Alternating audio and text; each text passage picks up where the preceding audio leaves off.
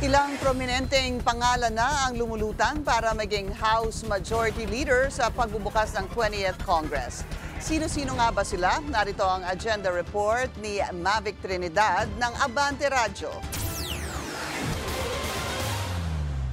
Si Ilocos Norte Representative Sandro Marcos na ba ang magiging Majority Leader sa 20th Congress?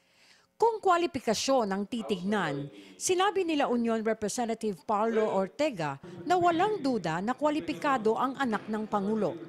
Si Congressman Sandro Marcos ang Senior Deputy Majority Leader sa katatapos na 19th Congress. Pero ang magdedesisyon daw dito ay ang maihahalal na mga lider ng Kongreso. He's very much qualified pero titignan po natin, mahirap naman po na magbato ng mga pangalan na tingin natin kasi alam nyo naman po sa majority sa House of Representatives, marami pong magagaling at marami pong qualified na kasi kahit anong position, syempre, at the end of the day, position sa ka-title po yan, syempre yung resulta ang titignan natin saka kung paano magtrabaho. Lumutang din ang pangalan ni Quezon Province Representative J.J. Suarez na napipisil na maging majority leader kung tatanggi ang presidential son. Nakakakita naman si Ortega ng stability dahil tapos na ang laban sa pagka-speaker at maging sa minority leader.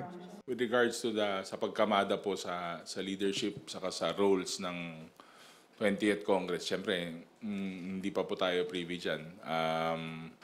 Aantayin po natin kung sino po yung mga cast of characters saka yung mga upo po, yung mga magiging next batch po ng House leaders. Pero sabi nyo nga, yan na po yung affirmation ng support sa ating mga key leaders sa key position sa House. So maganda rin po siguro na abangan na rin natin sa pag-uumpisa po ng 20th Congress.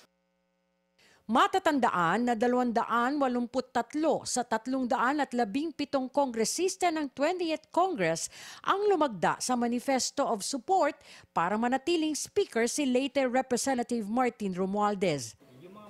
Nakakuha naman ng suporta ang kinatawan ng 4-piece party list na si Marcelino Libanan para manatiling minority leader. Para sa agenda, Mavic Trinidad, Abante Radio.